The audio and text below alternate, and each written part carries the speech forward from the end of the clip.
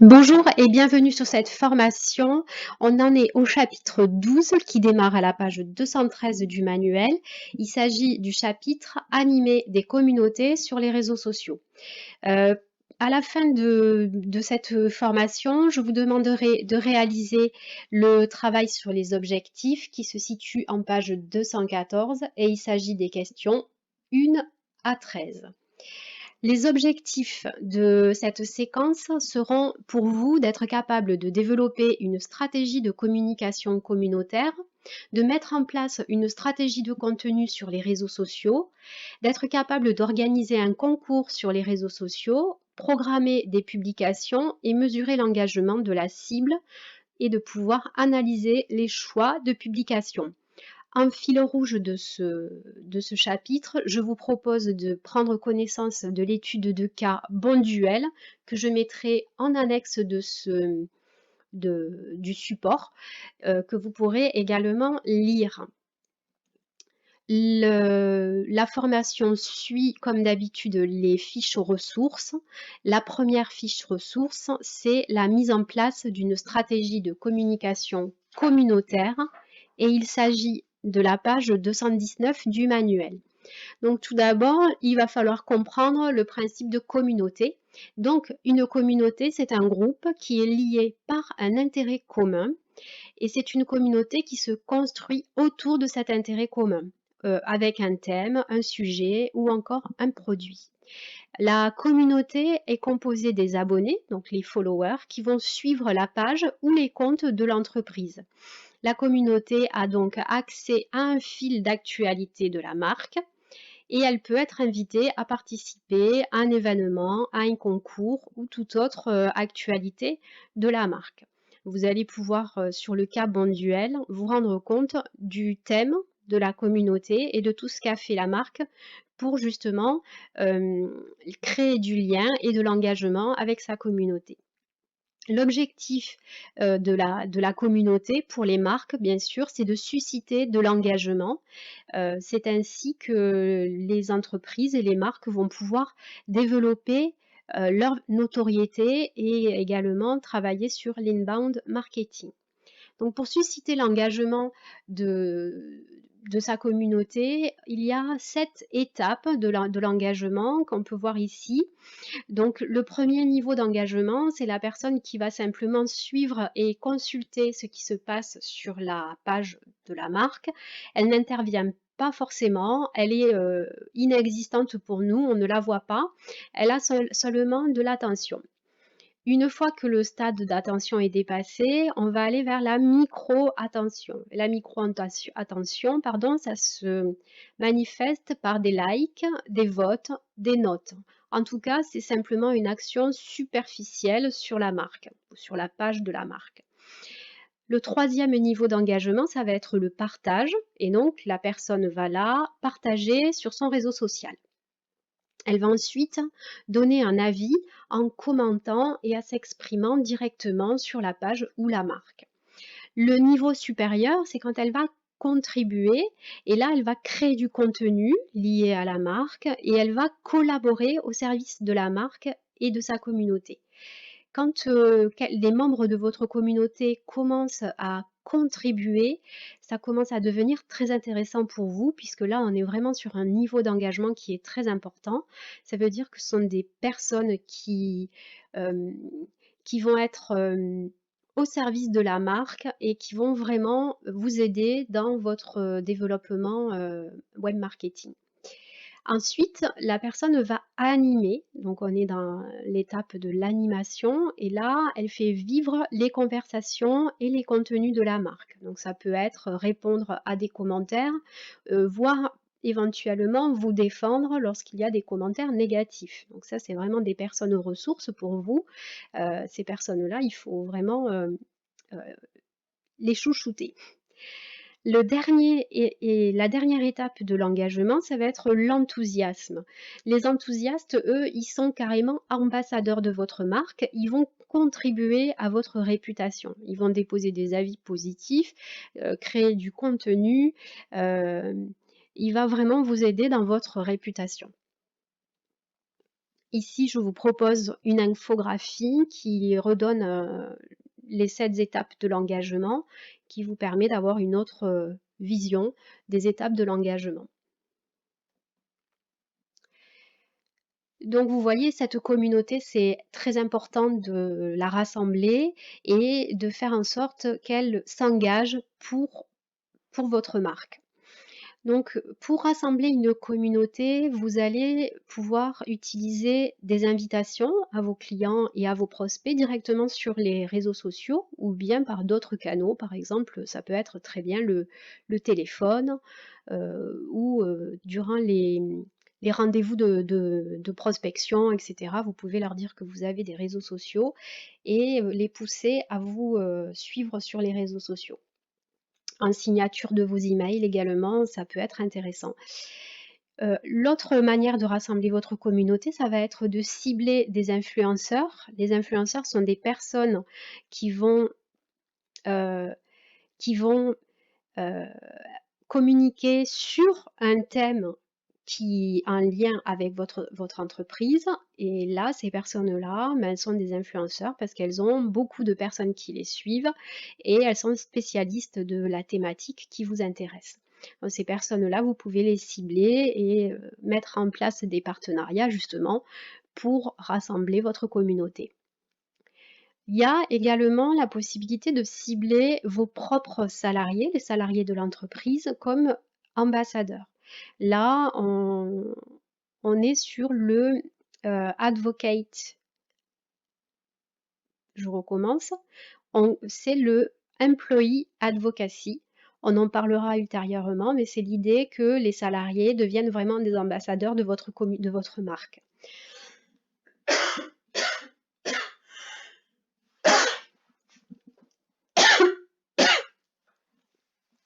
Vous pouvez également cibler les salariés comme ambassadeurs de votre marque. Là, on parle de advocacy. Vous pouvez également tenter de rassembler une communauté par le biais de vos salariés. Pour engager et animer votre communauté, l'idée c'est de les solliciter et d'interagir avec les internautes et surtout de créer des contenus intéressants. Ici, je vous propose de démarrer l'exercice d'application sur les exercices des objectifs. Donc, on est sur les questions 1 à 3 de la page 214 avec l'objectif développer une stratégie de communication communautaire. On continue avec la fiche ressources numéro 2 qui est la mise en place d'une stratégie de réseaux sociaux On continue avec la fiche ressources numéro 2, qui est la mise en place d'une stratégie de contenu sur les réseaux sociaux. Le contenu, c'est un élément clé pour les marques. Grâce à un contenu pertinent, actualisé et varié, les marques vont pouvoir engager leur communauté. On parle de contenu qui est roi, dans le sens ROI. Le ROI, c'est le retour sur investissement. Aujourd'hui, pour se démarquer sur le web et notamment sur les réseaux sociaux ou votre blog, vous allez devoir publier régulièrement du contenu et du contenu pertinent qui puisse être utile à vos abonnés, à votre communauté. Créer du contenu, ça vous permet d'augmenter votre visibilité sur ses propres médias. Donc la visibilité sur les médias de la marque, c'est le owned media. Ça va être vos réseaux sociaux ou votre blog. Créer du contenu, ça vous permet bien sûr d'augmenter votre exposition gratuitement puisque ce n'est pas quelque chose qui va être payé en publicité, c'est du contenu que vous allez diffuser et que vous allez diffuser sur vos médias gratuits, donc ça ne coûte rien. Donc, cette exposition, vous allez l'augmenter grâce au blog, aux avis ou même aux commentaires des internautes. Cette exposition-là, c'est le earned media, donc c'est le contenu que vous allez gagner grâce aux internautes. Et donc c'est là qu'au niveau des étapes de l'engagement, Les enthousiastes et les ambassadeurs sont intéressants pour vous puisqu'ils créent du contenu pour vous qui va vraiment vous servir. Donc, on est sur le earned media. Donc, pour publier sur les réseaux sociaux, on peut travailler sur différents types de contenus. Parmi les différents types de contenus, il y a tout simplement la présentation des produits. Donc, présenter les produits et les mettre en avant sur les réseaux sociaux. Il faut faire attention car là, l'objectif, c'est vraiment de sublimer le produit ou d'en montrer l'usage. On n'est pas sur une fiche article. Effectivement, si vous vous amusez à développer des fiches articles sur vos réseaux sociaux, ça n'a qu'un très faible intérêt pour votre communauté qui va se désintéresser de ce type de contenu. Par contre, si vous mettez en abîme le produit, si vous le mettez dans une situation d'être utilisé ou que vous réalisez un joli contenu autour de la présentation de vos produits, on est vraiment sur du contenu qui va plaire à votre communauté et donc qui va susciter de l'engagement. Le must pour vous, c'est quand les clients vont tester les produits et en faire la promotion sur leurs réseaux sociaux. Donc là, on est toujours sur le earned media et pour réaliser ça, vous pouvez aussi travailler auprès des influenceurs. Sur les réseaux sociaux, vous pouvez utiliser bien sûr Facebook, Instagram, Pinterest et YouTube pour les vidéos si votre entreprise a la possibilité, les moyens de réaliser des vidéos.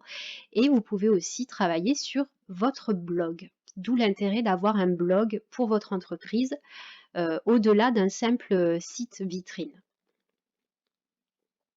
L'autre chose que vous pouvez travailler, c'est l'histoire et les valeurs de la marque entreprise. Donc là, on est sur le storytelling ou l'art de raconter l'histoire et les valeurs de son entreprise.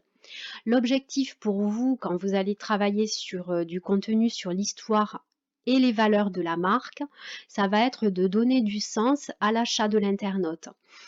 Donc là, le type de contenu que vous allez pouvoir utiliser, ça va être des citations, des proverbes, des vidéos ou des photos. Ici, je vous propose de visionner cette vidéo.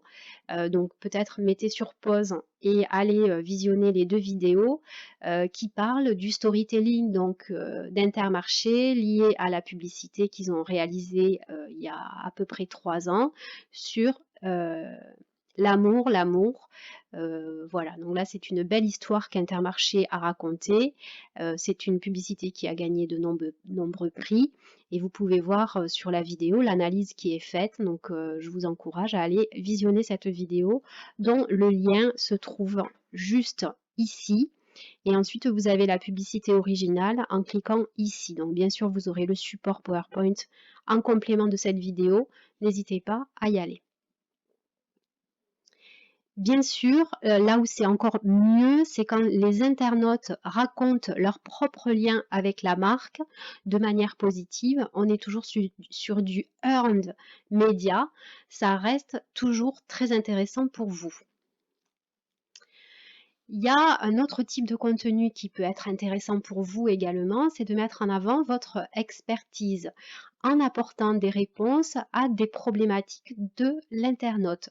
Donc là, c'est l'expertise de la marque qui est mise en avant. L'objectif, c'est de faire du social selling, c'est-à-dire de vendre grâce aux réseaux sociaux et de développer les ventes, pardon. Le type de contenu que vous allez pouvoir utiliser, ça va être des vidéos avec des tutoriels ou des stories. Ici, vous avez une vidéo qui donne un exemple par Jardiland. C'est des petites vidéos qui ont été développées pour bien sûr vendre des produits grâce aux enfants et à des DIY. Donc là aussi, je vous encourage à regarder la petite vidéo dont le lien s'affiche juste ici sur le fichier PowerPoint qui accompagnera cette vidéo.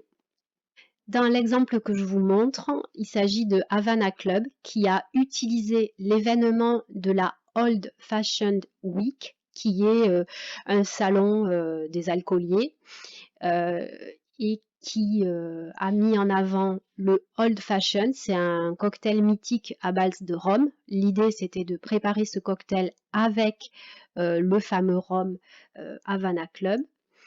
Le dispositif qui a été mis en place pendant l'événement de la Old Fashion Week, ça a été sur Facebook et Instagram. Et l'objectif, c'était que les bartenders de l'événement deviennent des ambassadeurs de la marque.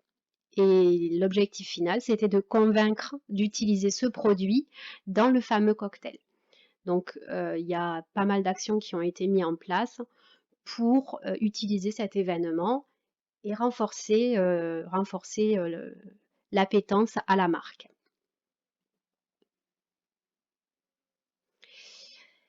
Une fois qu'on a travaillé sur tout ça, sur tous ces types de contenus, on a aussi la curation de contenu. Donc, c'est une pratique qui permet de sélectionner, d'éditer et de partager le contenu le plus pertinent sur des thèmes choisis.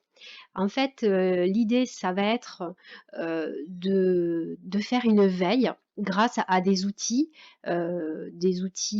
comme par exemple Google Trends, pour voir un petit peu ce qui se passe sur Internet concernant des sujets qui vont intéresser notre marque.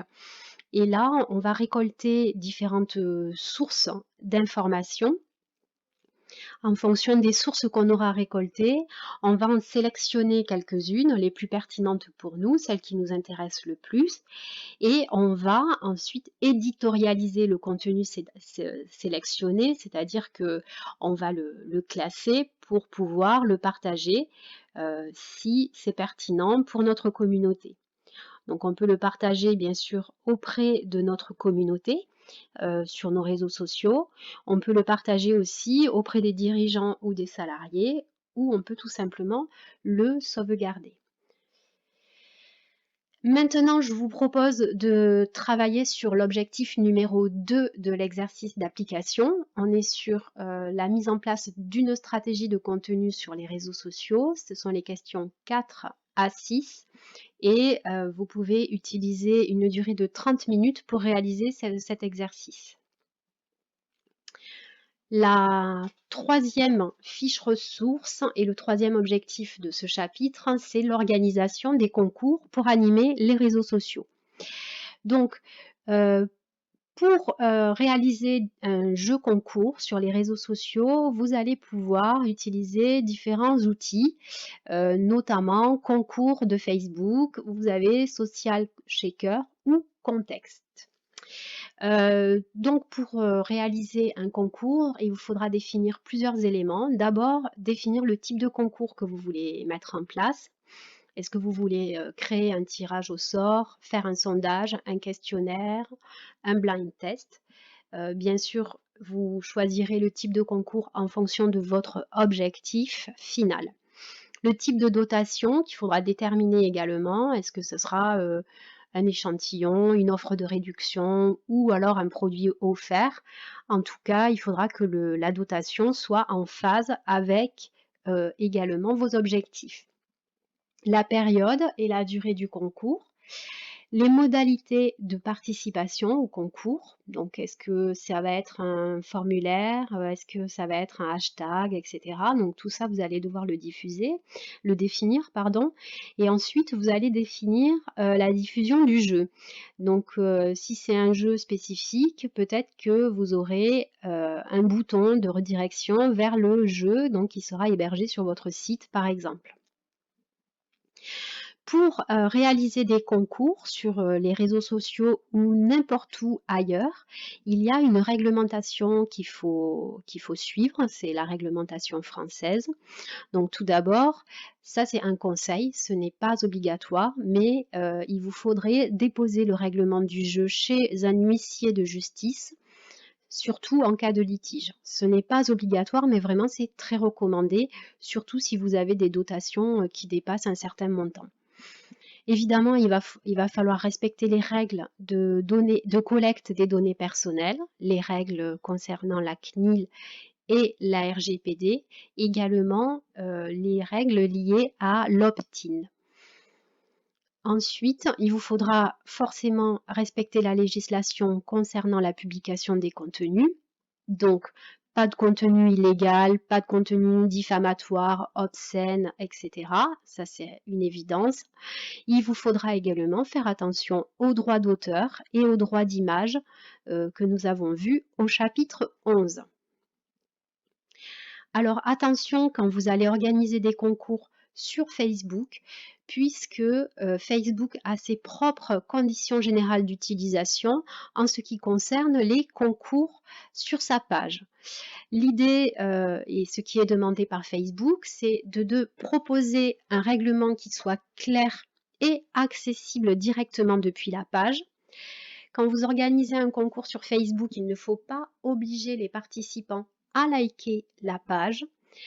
Il vous faut intégrer des mentions qui vont dégager Facebook de toute responsabilité et il vous faut respecter l'interdiction de certaines pratiques qui vont être contraires au CGU, donc aux conditions générales d'utilisation de Facebook.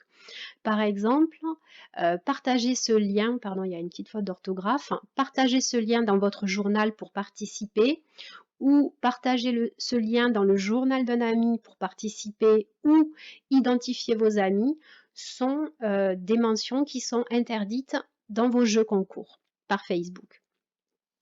Si vous ne respectez pas ces règles d'usage des conditions générales d'utilisation de Facebook, vous ne risquez pas de sanctions juridiques, mais vous risquez une punition de la part de Facebook qui va vous faire diminuer la portée de vos publications et qui peut suspendre temporairement, voire supprimer définitivement votre page. Donc attention si vous ne respectez pas ces règles-là. Au niveau des concours sur Facebook. Pour continuer sur ce chapitre, je vous propose de continuer avec l'objectif 3 sur les exercices d'application. Et donc, l'objectif, c'est de pouvoir organiser un concours sur les réseaux sociaux. Pour réaliser cet exercice, ça vous prendra à peu près une durée de 25 minutes. On continue maintenant sur la 4e fiche ressource qui concerne la programmation de la stratégie de publication. Pour programmer une stratégie de publication, le plus pratique et le plus simple à utiliser, c'est le calendrier éditorial.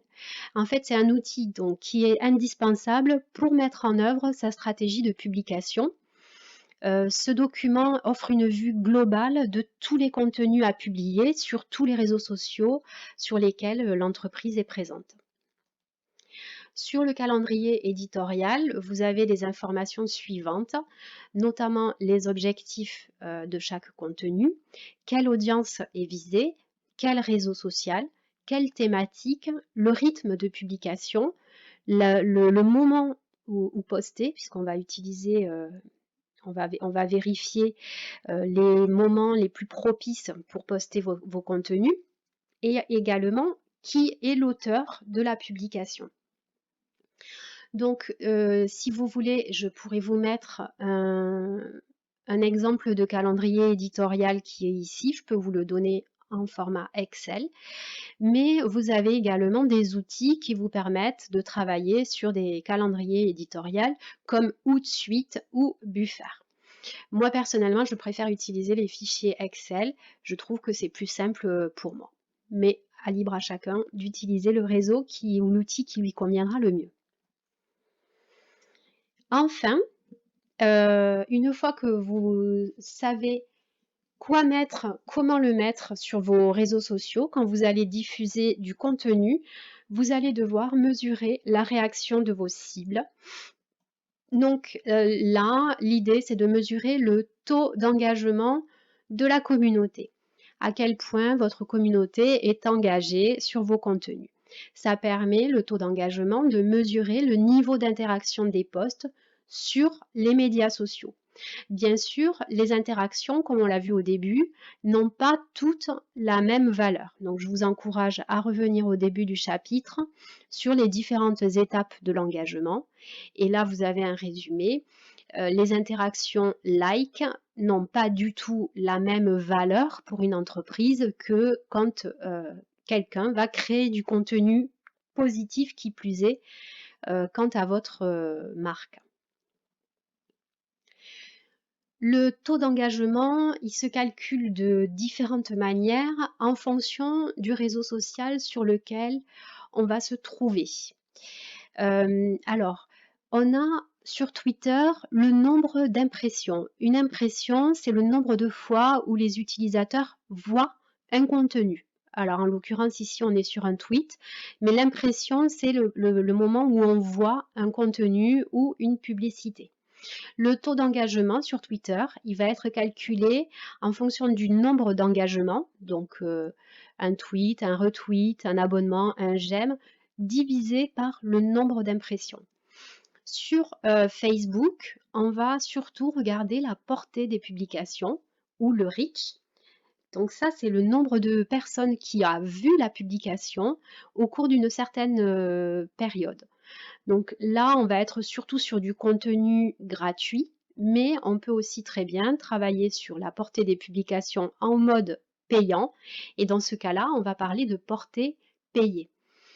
Donc l'engagement sur Facebook qu'on va mesurer, c'est le nombre de réactions. Les réactions sur Facebook, ça peut être des j'aime, des commentaires ou des partages.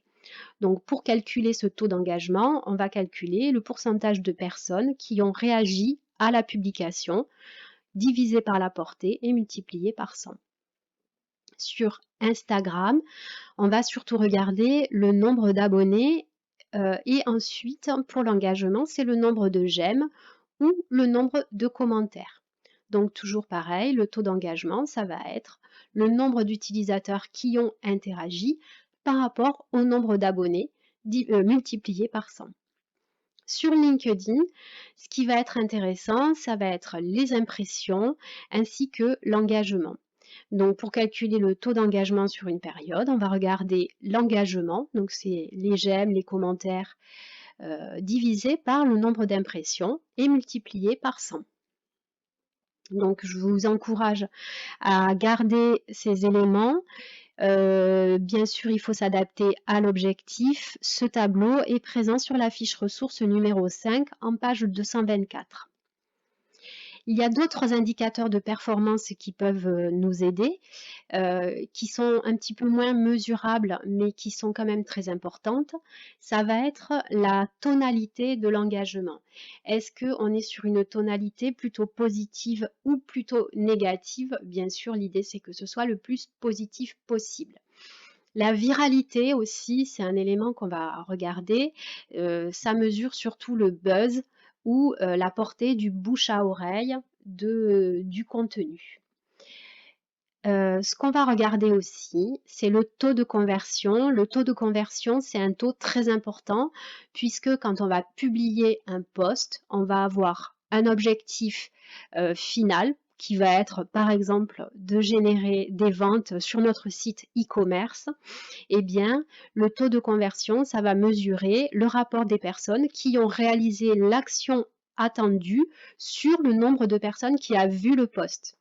Donc voilà, on voit la transformation du post vers l'objectif final qui va être par exemple l'achat d'un produit sur le site e-commerce. Pour vérifier le retour sur investissement du contenu de la stratégie communautaire, on va regarder les statistiques, notamment sur les pages Facebook. Alors, c'est difficile de mesurer le retour sur investissement d'un contenu, puisque souvent, on attend d'un contenu, par exemple, de générer de l'engagement, pas forcément de générer des ventes au final. Donc, c'est difficile de mesurer ce retour. Le retour sur investissement, je vous rappelle, c'est je dépense 100, je gagne 150. Le retour sur investissement est de 150. Ici, on a des mesures qui sont difficiles puisque le community management, c'est surtout du contenu qui est publié avec une vocation d'animation et d'engagement de la communauté, pas forcément avec une vocation financière et de chiffre d'affaires. Donc c'est assez difficile de le mesurer. Par contre, on a accès à tout un tas de statistiques, notamment sur les pages Facebook, où vous allez pouvoir suivre le parcours des clients sur les réseaux sociaux. Ça va vous permettre de voir combien de personnes ont agi sur la page, vu la page. Vous allez pouvoir mesurer la portée de vos publications, l'efficacité de chacune de vos publications.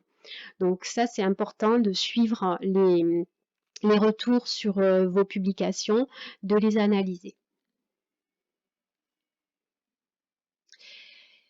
Si vous avez envie d'avoir un petit peu plus d'informations sur le métier de community manager, puisque c'est a priori le community manager qui va gérer la stratégie de communauté sur les réseaux sociaux.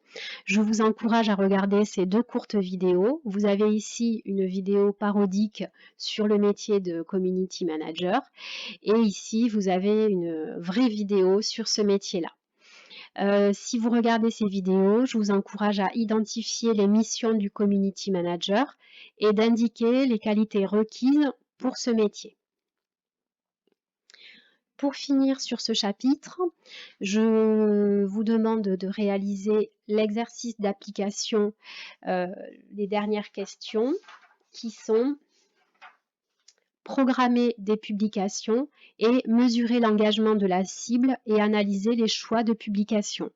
Donc là, les exercices se trouvent en pages 214 et 215 et ce sont les questions 10 à 13. Je pense que vous pouvez réaliser ce travail en environ 40 minutes. Voilà, c'est terminé pour ce chapitre. Je vais vous fournir cette vidéo ainsi que les bonus, le support et je vous encourage à regarder également les vidéos qui sont en lien de ce diaporama. Merci d'avoir suivi la vidéo. N'hésitez pas à me faire un petit mail pour me poser vos questions ou me dire ce que vous avez pensé de ce format de formation.